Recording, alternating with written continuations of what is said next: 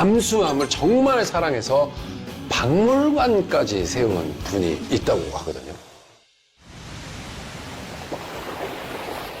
지금도 잠수함 타는 꿈을 꿉니다. 어? 잠수함은 눈으로 보는 세계가 아니고 귀로 듣는 세계예요. 와. 저는 잠수함을 연구하고 잠수함을 좋아하는 사람이에요. 멋있다. 와. 나는 잠수함에 미친 마녀다. 오. 최일림. 와. 경남 김해.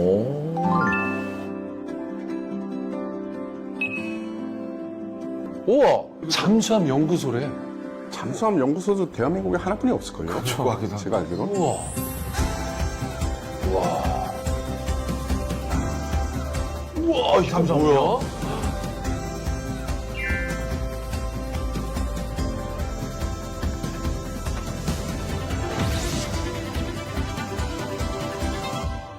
안녕하세요. 잠수함 연구소장 최일입니다. 여기는 제가 지금까지 잠수함을 연구하고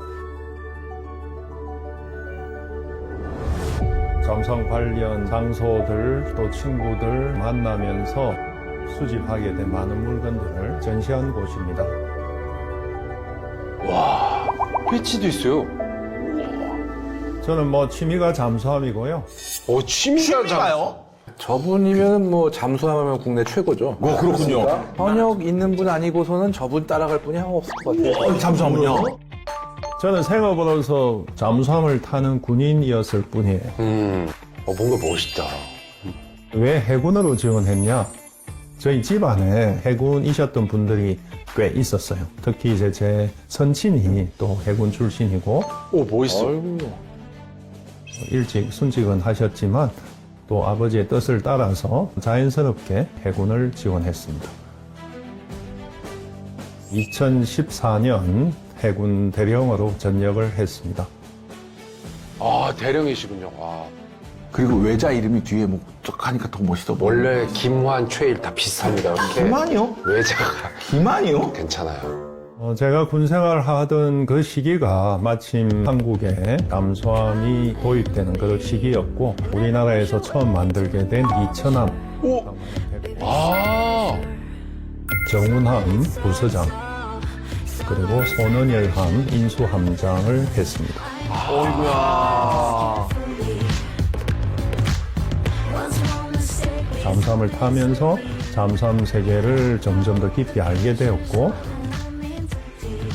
독일 가서 그것을 취미의 영역으로 잠수함을 즐기는 사람들을 만나게 돼서 전역 이후에 그런 길을 걷고 있는 겁니다. 잠수함 부대 간부로서 갈 수 있는 길을 싹 다 밟으셨다고 그러죠. 엘리트 코스입니까? 그렇죠. 그러니까 군 생활도 잠수함이고 전역하시고도 이 잠수함과 관련돼 있는 박물관을 만드신 거예요. 이쪽은 1차 대전, 2차 대전 구역이고 여러 가지 기가 있죠. 안쪽에 있는 이 기는 1910년대 독일의 1차 대전 당시의 해군기이죠. 1차 대전이요? 이야, 본격적이다. 조금 곰팡이도 있고 손상되었지만 벌써 100년도 더 된 소장 가치가 높은 진품입니다. 전함 그나이제나우에 실제 개양되었던 기입니다. 아, 해군. 요것은 크기가 작잖아요. 잠수함은 보통 작은 기를 씁니다. 일부 분들은 어떻게 보면 전범국가 아니야라고 하실 수 있는데 잠수함 전력에 대해서 가장 많이 연구했던 국가 중에 하나가 독일이에요. 독일이군요. 독일이요. 예, 특히 2차 세계대전 때, 2차 세계대전 때도 실제로 잠수함 전력을 많이 투입을 했고 그 이후로도 재래식 전력은 계속 발전시키고 전술을 연구했던 국가가 독일이고 세계적인 잠수함 선진국 중 하나죠. 독일이요. 그렇죠. 그리고 우리가 처음 잠수함 기술을 받은 국가도 독일이기 때문에 대령님께서 잠수함 전술을 처음 받으러 갔던 곳도 독일일 수밖에 없어요.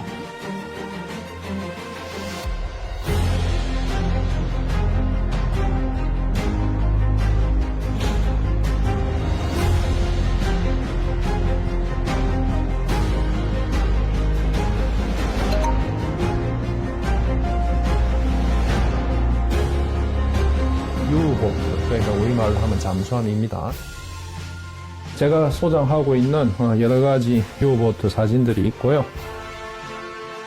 이것은 2차 대전 초기에 히틀러가 유보트를 순시하러 함내에 들어가는 장면입니다. 예, 히틀러. 저 아래 들어가는 사람은 히틀러고 나머지는 그 해군의 해군. 예.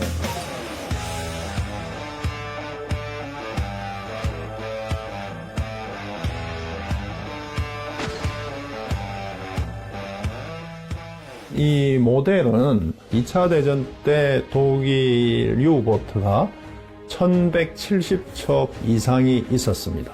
그 중에 가장 많은 척수를 가진 게 이 타입 7입니다. 가장 전형적인 유보트다 이렇게 보시면 되고, 타입 7. 예, 7형. 7식 혹은 7형. 이렇게 줄이 나와 있잖아요. 이 줄은 안테나, 통신기입니다. 앞쪽에 보면 함포가 있죠. 함포. 오늘날 잠수함에는 갑판에 함포가 없습니다. 당시에는 이 함포가 있었고 이쪽에 어뢰 발사관이 있습니다. 그래서 유보트의 주 무장은 어뢰 그리고 함포였다. 2차 세계대전 때는 어뢰를 쏘려면은 잔망경 심도로 들어와야 돼요. 아, 이걸 뽑아야 되는군요. 보고 쏴야 되는 겁니다. 네. 그렇죠. 그 당시에는. 게다가 잠수함은 낮고 일반 배는 높습니다. 네. 그래서 구축함 옆에 붙어도 잠수함은 공격을 할 수 있는데 구축함에 있는 함포는 내려가지가 않네, 거기까지. 예, 하각이 거기까지 가지 않는 경우가 있어요. 그러니까 턱 밑을 공격 못 하는 거죠. 그러니까. 왜냐면 어뢰는 아껴야 되니까. 그쵸, 그쵸, 예. 한포 데크건으로 쏘는 경우가 상당히 많았어요, 실제로. 독일의 유보트 역사는 사실 우리 잠수함계에 굉장히 중요한 영역입니다. 왜냐하면 잠수함에 올인해서 전쟁을 치루었고 기술의 어떤 혁신을 이루었던 나라가 바로 독일이죠. 독일. 와, 이 그때 당시 잠수함이. 맞습니다. 2차 세계. 아이고야. 잠수함은 큰 배의 영역이 아니에요. 유보트는 우리가 보트라고 하듯이 작은 배의 영역에 속했어요. 그만큼 큰 가치를 부여하지 않았고 큰 위력이 없을 것이다라고 생각을 했죠. 그래서 해군이 강한 유럽의 나라들은 함포를 큰 것을 달고 싸울 수 있는 큰 배에 중점을 두고 해군력을 발전시켰습니다. 독일은 이제 제국주의 후발주자죠. 해상 통제의 제해권을 또 차지하기 위해서 대형 함대, 영국과 싸울 수밖에 없는 환경에서 맞불 작전을 가지고는 제한이 된다. 이렇게 판단을 했었죠. 그래서 유보트를 중심으로 발전을 해온 겁니다. 수상에서 주로 작전을 하다가 필요할 때 물속 내려간, 그러다 보니까 이제 잠수함들이 많이 격침을 당하는 거예요. 그래서 방대에서는 물속에서 계속 작전할 수 있는 배를 만드는 게 꿈이었죠. 이것을 현실화시킨 게 독일입니다. 하입 21.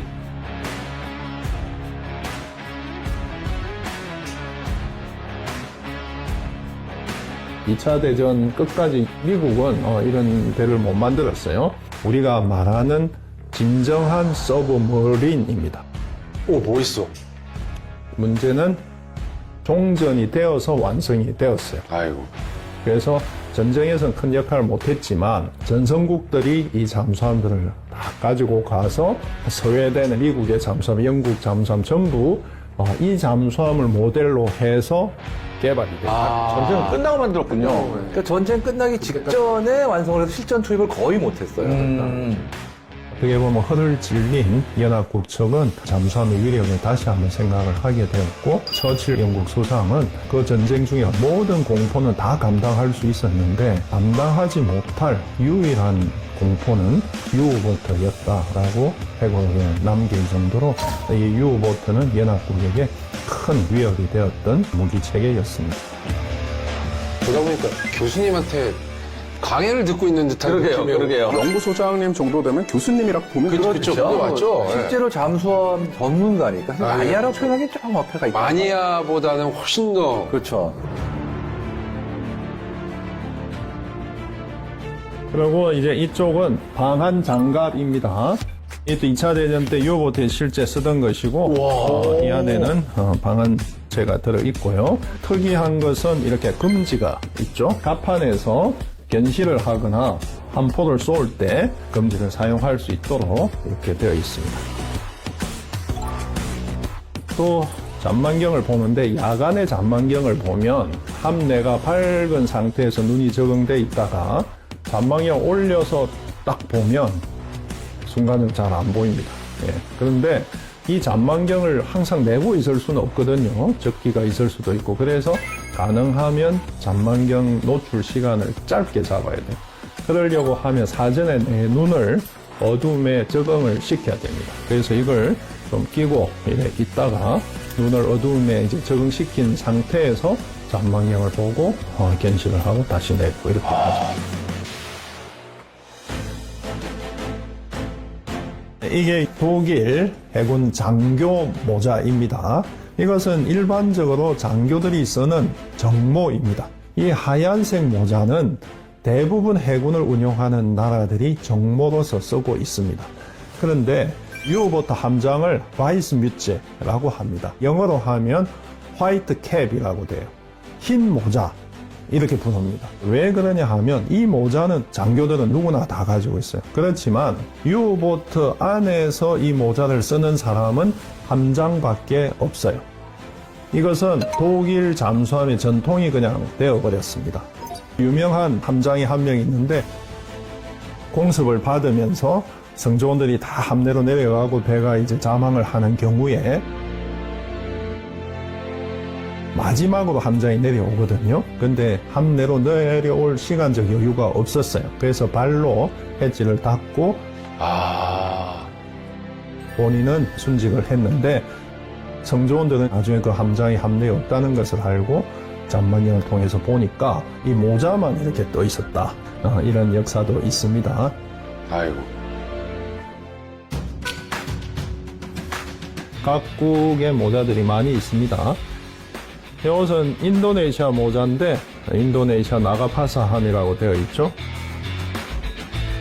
ESME가 있죠. 현재 한화 조선소인데 당시에 대우 조선소였습니다. 우리가 인도네시아에 3척을 수출을 했어요. 그래서 2척은 국내에서 만들어서 수출을 했고 나머지 3번 함은 인도네시아 현지에서 생산을 했습니다. 우리나라 모자 보여드릴까요? 우리나라? 제가 탔던 손은일함 모자입니다. 함마크를 제가 초대 함장이니까 제가 만든 겁니다. 파도가 있죠. 잠수함은 파도를 두려워하지 않습니다.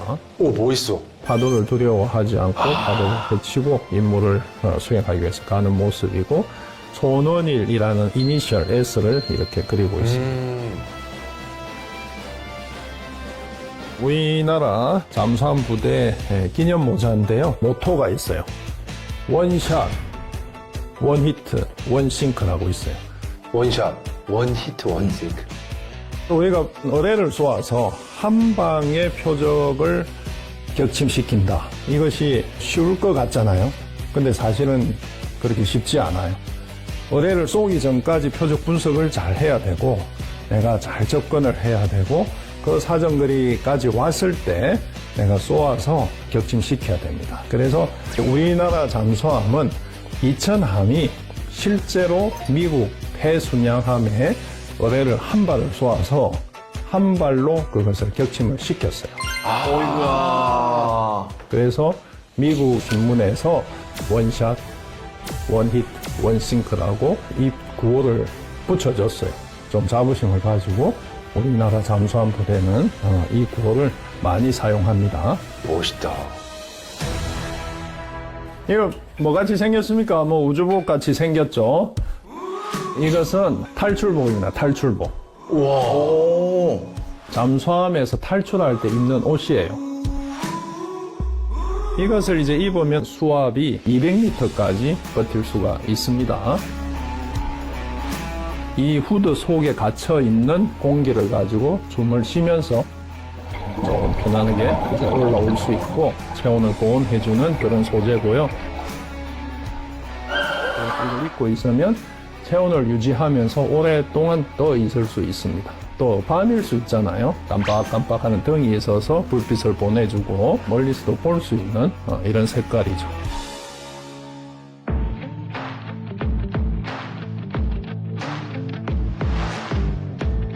이런 것은 적도제라는 행사를 합니다.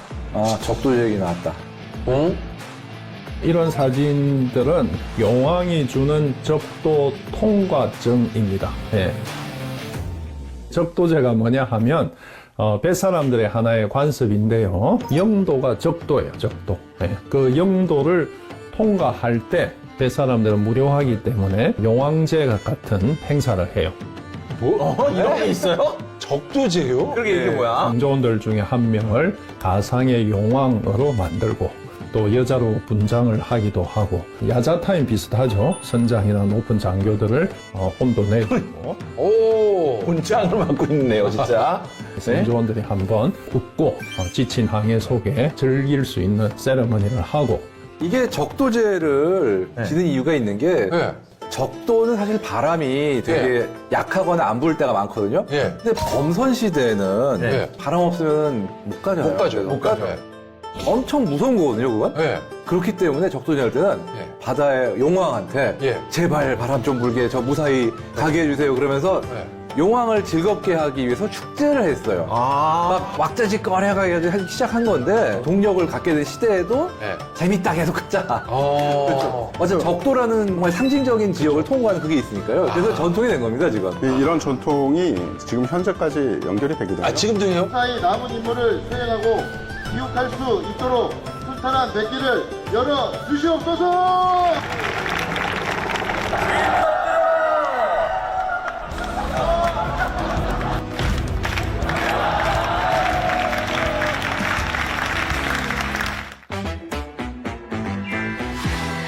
밑에 보면 술병이 많이 있죠. 술병. 와인입니다. 와인. 저거는 나오면 안 될 장면인 것 같은데요. 와인이 잠수함하고 근데 이거 있잖아. 안주가 지천이잖아요. 이렇게. 그치, 뭐가. 그러니까, 나도 그 얘기를 했어. 안주가 지천. 아, 딱. 야, 잠깐 오늘은 뭐 먹을래? 오늘은 광어 먹겠습니다. 야, 그물 풀어! 그물 딱 풀어가지고. 뭘 그래? 팔 긴 놈 나와. 팔 긴 놈 나와. 해가 구멍 뚫어갖고 나와갖고. 나와. 이래서 저기 미역 하나만 따라. 왜 이렇게 우리 네 명이 신났죠? 이 얘기가 나와서 그런 것 아니, 같아요. 갑자기. 그러네요. 지금 평소에 보기 힘든 포장품들, 군복들 이런 게 쭉 나왔잖아요. 네. 저한테 누가 하나만 드릴게요라고 하면 저는 와인이에요. 진짜요? 왜? 이것은 보통 이제 우리 국내에 유통되는 와인인데요. 이것을 잠수함에 싣고 갑니다. 어? 그럼 왜 술병이 갑자기 왜 나와요? 그 잠수함에는 두 종류의 구역이 있어요. 사람들이 활동하는 압력선체 구역이 있고 그 압력선체를 감싸고 있는 자유충수 구역이 있어요. 자유충수 구역이요? 쉽게 얘기해서 물을 넣고 뺄 수 있는 물탱크라고 보시면 돼요. 그러니까 저것 때문에 이제 잠수함이 밑으로 내려가고 올라가고 그렇죠. 그러나? 아까 보셨듯이 전방 쪽에 하나, 후방 쪽에 하나잖아요. 네. 그래서 어느 쪽에 물을 채우느냐에 따라서 잠수함의 기울기를 기울기도 기울기를 달라지고 하는 그 같이 쭉 내려갈 수도 있고. 자유충수 구역에는 바닷물이 들어오겠죠. 이 속에 이 와인을 싣고 갑니다. 언제 싣고 가냐? 이 잠수함이 태어나서 시운전할 때 딱 한 번 내려가는 그 깊은 시험에 이것을 가지고 가서 물에 담그면 여기 보통 와인은 코르크가 있잖아요. 코르크 밑에 공기층이 조금 있어요. 그래서 외부의 압력 해수가 침투를 해서 이 와인에 조금 섞입니다. 그래서 맛을 보면 약간 짭짤한 그런 냄새가 납니다. 우와! 이것을 이제 기념으로 해서 이렇게 그 배에 기념 태그를 붙이고 이 시운전에 수고한 사람들에게 이렇게 나눠주고 또 선조원들은 기념으로 마시기도 하고 와. 이 문화는 우리가 독일에서 배워왔어요. 그래서 독일 사람들이 하는 방식에 따라서 오늘날 잠수함에도 이걸 사용을 합니다. 아니고 참고.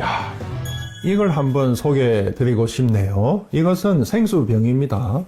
그리고 이 속에 있는 것은 바닷물입니다. 저에게는 이 소장품 중에 가장 소개해 드리고 싶은 그러한 것입니다. 왜냐하면 이게 우리나라 1번 잠수함 장보고함이 예? 처음으로 시험 심도에 내려가서 받아온 해수가 이 속에 있어요. 당시에 장보고함 의무장이었던 분이 이 배를 타고 그 시험에 동참을 했습니다. 가장 깊은 심도에 처음 내려가니까 얼마나 개인적으로 또 두렵기도 하고 또 집에 마지막 편지까지 남기고 가는 그러한 상황이었는데 그 시험이 성공적으로 끝나고 본인은 그 순간의 어떤 기억을 남기고 싶어서 자기가 마시던 이 생수를 비우고 거기에서 받은 해수를 여기다 채우고 이에 붙여놓은 이 하얀 것이 본인의 반창고입니다. 친필로 이제 써서 그걸 30년간 보관을 했어요. 이것을 여러 사람하고 같이 나누면 좋겠다고 해서 우리 연구소에 기증을 해주셨습니다. 우리 잠수함 요원들의 세리머니 중에 하나가 처음 자망을 하는 이런 승조원들에게 바깥물을 받아서 이렇게 마시는 어떤 이런 이벤트가 있어요. 그 심도에서 내부물을 받아서 마시는데 그것은 그냥 짠 바닷물입니다. 내 인생에 처음으로 이 깊은 심도에 들어왔다 하는 것을 같이 하고 이런 이벤트를 합니다.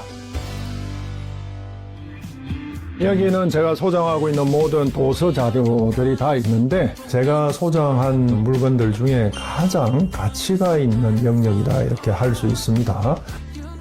제가 직접 자료를 정리를 해서 모아놓은 것이기 때문에 저만의 자산인 겁니다.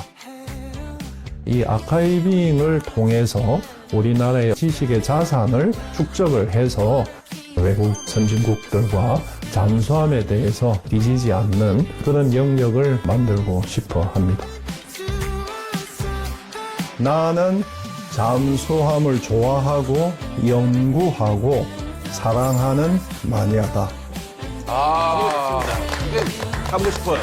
진짜 이분은 마니아라고 하면 안 될 정도로 정말 대단하신 분이네요. 저분이 잠수함입니다. 그러니까. 진짜로.